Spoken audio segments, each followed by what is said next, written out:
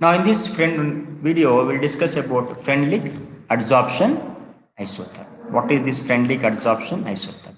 Isotherm is generally the graph is taken in terms of constant temperature is what? Same in these cases here. Now let me take Freundlich adsorption isotherm. Now what is Freundlich adsorption isotherm? Let me see. So I told you adsorption term means what? Temperature has taken constant. The relation between the amount of the substance absorbed by the adsorbent and the equilibrium pressure of adsorbate at constant temperature is called adsorption isotherm. The rate of adsorption, amount of adsorption took place with respect to pressure, isn't it? At constant temperature, taken as adsorption isotherm.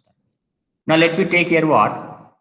Freundlich in 1909 gave an empirical relation between the quantity of gas, amount of the gas adsorbed by unit mass of solid adsorbent and pressure at a particular temperature.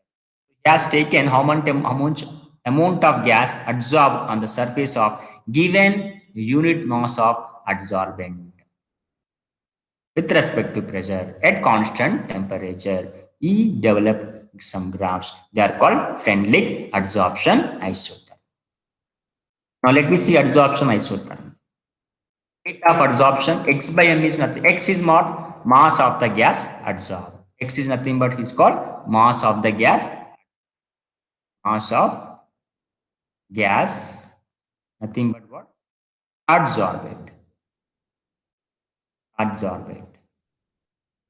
Adsorb. M is what? That means mass of what? Adsorbent. Surface area, okay, of adsorbent.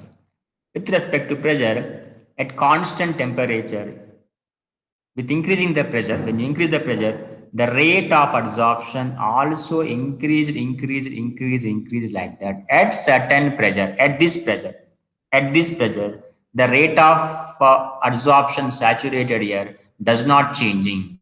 Even though if you increase the pressure, what happened? The rate of adsorption is remaining constant. So this graph he plotted, isn't it? With respect to what?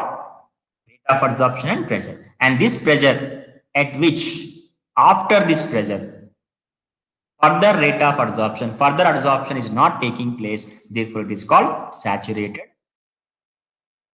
I told you X is equal to adsorbent, mass of the adsorbent, M is equal to mass of adsorbent. Let us see what happened step-wise. At low pressure here, at low pressure, the graph is almost straight line. You see, almost straight line. At what? Low pressures. Next, if you observe, that means X by M is directly proportional. If it's straight line, what happened? You can say this form. At low pressure, rate of adsorption directly proportional to pressure. X by M is equal to 30, where K is equal to constant. So this we can grade.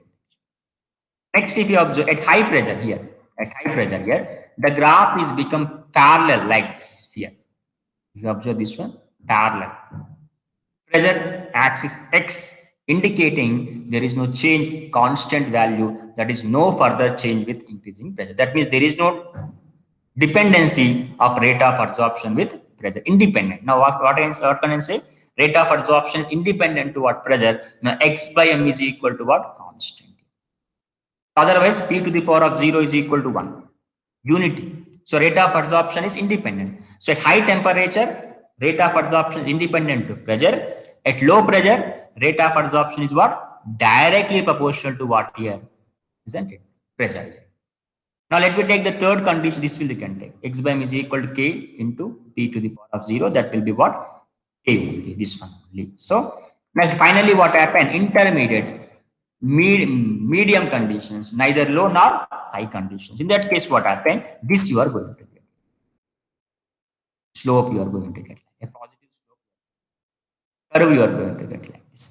So the intermediate range of pressure, the rate of adsorption X by M will depend upon the power of the pressure 1 by N, which lies between 0 to 1 here.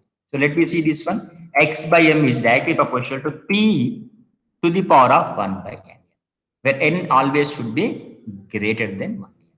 So then x by m is equal to what we get? Remove this proportionality, put a proportionality constant here.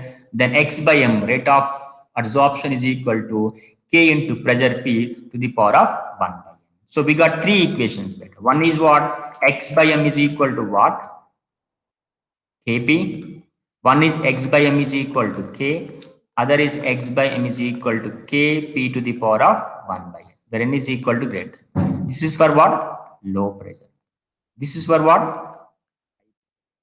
For what? Medium pressures, right? So these are the three graphs we got here. So taking the logarithm of equation 3, I have taken the logarithm for the equation 3 because most of the cases, low pressure, high pressures are normal, not frequent cases here. Frequent cases will be what? Intermediate pressure generally will take. So this is for this only we have to derive the equation, because most of the experiments what happen, adsorptions will be intermediate pressures, not low, not high. So consider this one at intermediate. Now in that case, what is the formula we are taking? X by m is equal to k into p to the power of 1 by n. Now you apply the logarithm on both sides. So logarithm on both sides. Log x by m is equal to log k plus 1 by n into log. Why? Because you already know log k p to the power of 1 by is equal. I can write log k equal to log p to the power of 1 by n. Which formula we are using? Log mx is equal to log m plus log x. This formula I am taking. Again, log p to the power of 1 by n is equal to what we get? Log p to the power of 1 by n is equal to 1 by n into log p. Now, which formula I have taken? Log x to the power of n is equal to n into log x. This is the formula I have taken, isn't it? So, 1 by n log, this formula. After applying the logarithm, log x by is equal to log k plus 1 by n to log. Now, the validity of Freundlich isotherm can be verified by plotting a graph between log x by and what happened on y-axis log p. So, I am taking this one as a, isn't it? X-axis, which one? Pressure. This x-axis, this one will be the y-axis, and this will be the slope for us. This will be the slope for us, and this will be intercept point. So this will be y is equal to mx plus c or I. Mx plus c. So we are going to get definitely a straight line that will be valid, isn't it? Like adsorption. Log x by m on y-axis. Pressure log p on x-axis. You got a straight line, and here it is intercept point log k, and the slope here, tangent slope we are going to get here always equal to 1 by n. The slope of the straight line gives 1 by n. The intercept on the y-axis is log k. Just now we discussed here this point. Here it is. Then in this way we got a graph. For the Freundlich adsorption theorem, we got a straight line at what? Intermediate pressure. It holds very good for what? A low range pressures only. This isotherm will give work for only what? A low range of temperatures, but not high. I told you at high pressures, rate of adsorption is independent to what? Pressure actually. Freundlich adsorption isotherm equation is, which is what equation we are talking about? Log x by m is equal to log k plus 1 by n into log p. This will be the formula. Right? Next. Freundlich adsorption is valid only at what? Low range of pressures. Because here what happened? Why we are getting? Because x by m is directly proportional to what? P. At moderate range, x by m is directly proportional to p to the power of 1 by n. At high range, x by m is what? Independent to what? Pressure.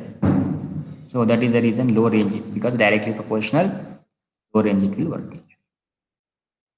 About the Freundlich adsorption. What happened? Adsorption is